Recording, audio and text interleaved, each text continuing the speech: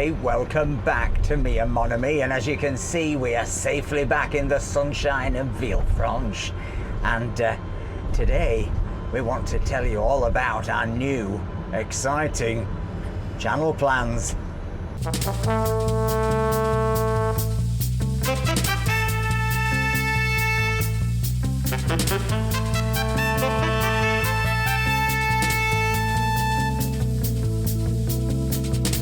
So is it nice to be back home, Mr. Boo? It's so nice to be back home.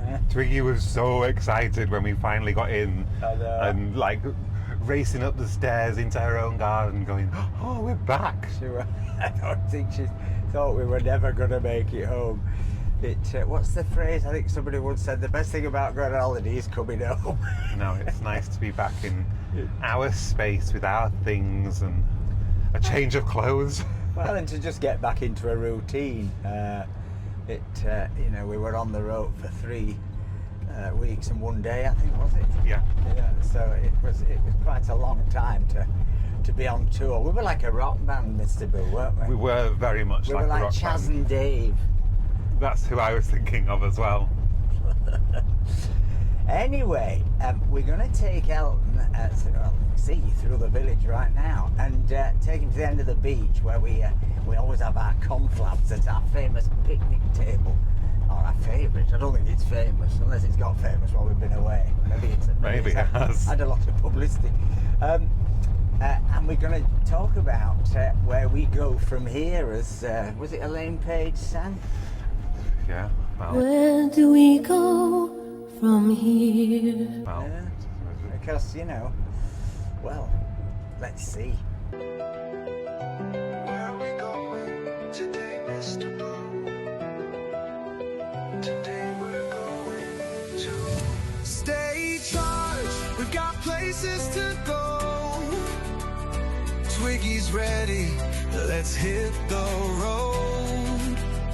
Stay charged. We've got places to go. It's Sunday night. Let's start the show.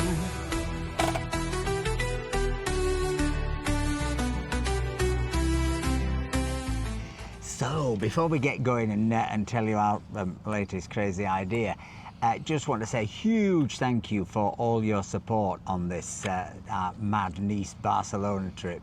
Not just, you know, people who sent coffees and financial support, which was hugely important, but just the fact that you all kept watching. I remember when we started, I started editing these videos up, and I thought, you know, we've recorded so much, and if episode 3 you all go, this is really boring.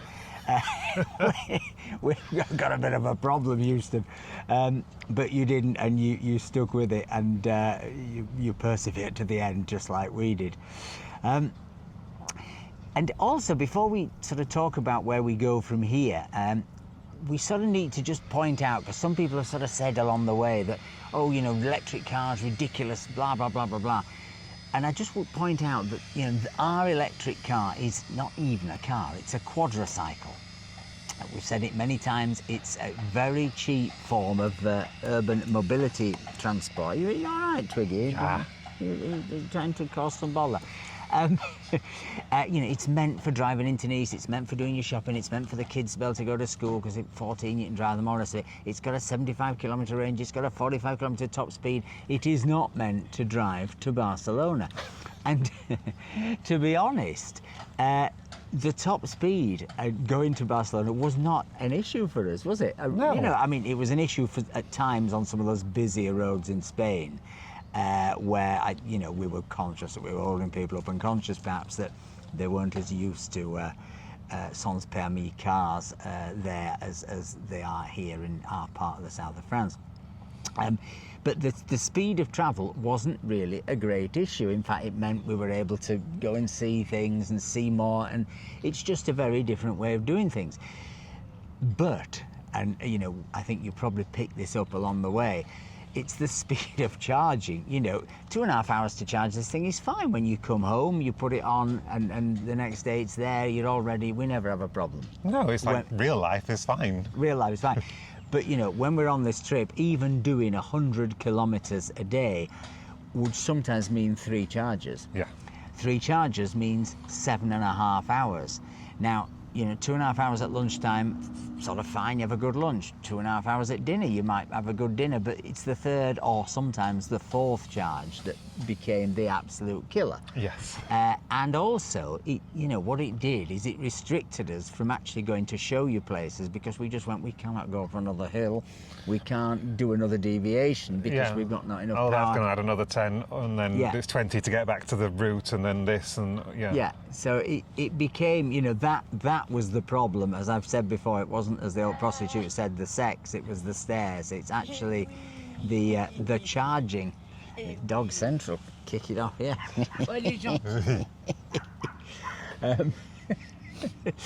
So you know, that was our real issue with Elton. But unbelievably, I mean, when we set off, I kind of thought the odds on us breaking down have got to be pretty high, or having a puncture or any of that. We didn't have a single No.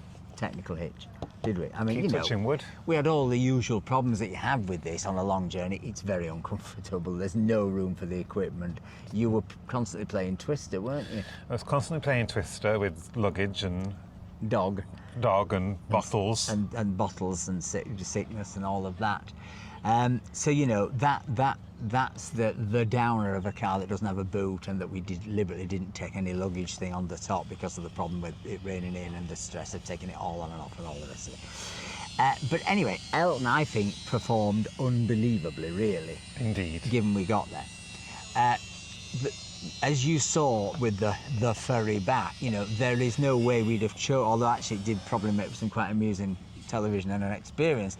There's no way we'd have chosen to have come back in that way via Italy and then driving from Italy. The reason we did it was because if we'd then set off back in Elton, we couldn't come back on the motorway, because you can't go on the motorway. You didn't want to see us come back for weeks on end. I think we really would have driven you all mad. And we just didn't have the time. Even if you'd driven directly back, it would have probably been another week, 5 days. You know, But certainly a week. yeah. You know, and as you possibly realise, when we got to Genoa, you know, that last day we decided, because we really, really, really wanted to come home, that rather than stay over halfway, we'd do the whole thing in a day. And we drove 200 kilometres, which was absolutely insane. And some of it was lovely, but by 10:30 we were sat in a car park, still in Italy, in the rain on a Saturday night. We really had lost the will to live by that point. There was some cursing going on. There was a little bit of cursing. A little bit of cursing. We spared you that. But anyway, overall, we had a fantastic trip. Elton, you know, is amazing to go through those little tiny villages and all those things that you just could not have done if you'd got a Range Rover or a bigger car, you know, or a proper big car. So, you know, he performed brilliantly. And, you know, for our adventures round here, for all the villages and places we still haven't been to that we want to take you to, Elton is still absolutely in the box seat. And for our everyday life, he's perfect. We just get in, we go to Nice, we go to the gym, we do our shopping, we drive around Villefranche, we say hello to people, we love him, he loves us, it's all fine. You sense there's a but coming. But the but is this: we want to do longer journeys. And the only way we can do those longer journeys in Elton is to take 3 weeks and to take vast expense, and for me to be endlessly asking you for money to try and fund it, because it is, you know, it was expensive. How much did it work out at? Well, the accommodation alone was over €2,000. Yeah, 2,300, I think. 2,300. Pounds, I think. You took pounds off me. £2,300 that off. And then the food and all the rest of it. Yeah. Although I remember once working on a pantomime years ago, and I said to the producer, "Can I have a food allowance?" He said, "No, you'd have had to eat anyway." Which And he we sort of did would at have the had point. to eat anyway. But Then there was charging costs. but the charging costs were amazing. Yes. What was the total? I think it was about €120. I mean, that's insane. We covered 1,000 kilometres? No. 1,000 Well, with the kilometres. ferry. Well, the ferry was 600 kilometres from So about Barcelona to 1,800 Genoa. or something in total, but in driving 1,000 kilometres. And we did that for €120. Yeah. And With that- about 35 charges, I think I looked at. 35 charges of 2.5 hours, often. just work out how much time we sat looking at chargers. But you know, in terms of that cost, it was great. Car parking costs, they mounted up, didn't they? They did, because some places some of the accommodation had parking, some didn't, and so that was, I think, 150 euros. That was 175, I think you wrote. 175 euros. Yeah, so that actually was quite. Sometimes the parking cost in a given place was half the price of the Airbnb or hotel if it didn't have its car park. Some of the hotels, as you saw, were really kind to us and gave us free charging, free parking, etc., etc. So in terms of the overall travel expense, you know, the car is amazingly good value. The electric vehicle is amazingly good value, I think. Yeah, you know, definitely. but as we say, the problem is that to come back and to get there just takes so many charges. And the other thing that I think we particularly felt it this time because we'd gone to another country. And we're on big highways, 110 km/h roads where there were no other microcars. We really did see virtually no other microcars. I'm not saying there aren't any in Spain, but where we were, we didn't see them. We did feel just a bit vulnerable. I mean, on some of those highways, we were getting passed by endless juggernauts with houses on, juggernauts with bendy buses on at one point. And, you know, you just feel that you're in this little plastic car that's not designed to be on big roads like that, that has no airbags, let alone airbags at the side. It's got no airbags at the front. And, you know, we've done wonderfully for 3.5 years, pushing our luck. But everybody's luck runs out at some point. So, you know, there is that issue on longer journeys that you know, round here we feel safe in Elton. It's fine. It's absolutely fine. We're not coming up against juggernauts, but on those highways in Spain, we most certainly were, and I think we both of us felt a little bit exposed, Mr. Boo. Unprotected. So, where do we go from here?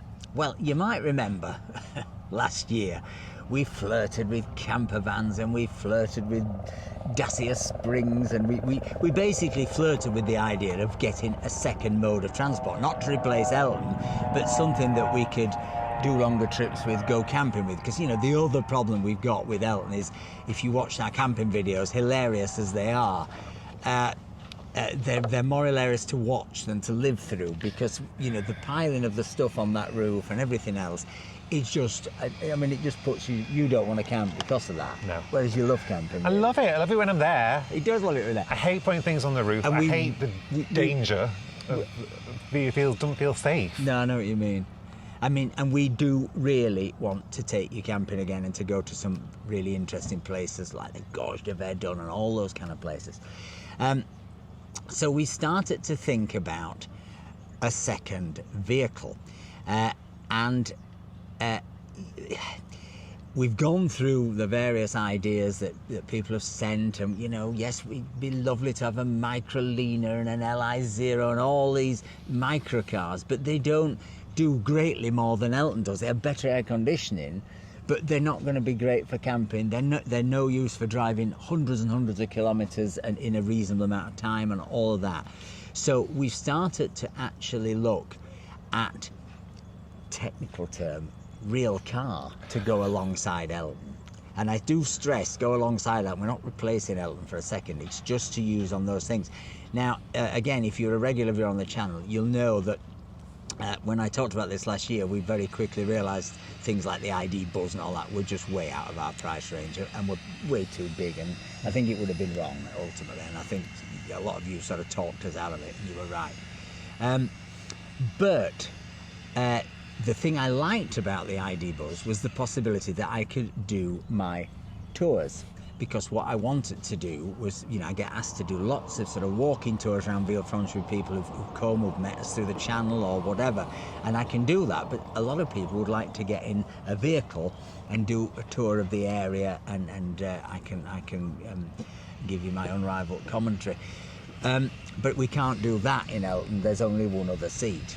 So we have definitely started to look at possibly getting another vehicle to go alongside Elton that is paid for by my tours, really. But basically, you know, if I do 2 or 3 tours a month, that could pay for the pay for the HP they used to call it. HP. We're not going to do it on a lease deal. It might be a loan, but you know, we think that could work if we get a low-priced EV, and it's got to be low-priced, and it can't be a second-hand Tesla. Much as they're a bargain, I don't think we could quite go there.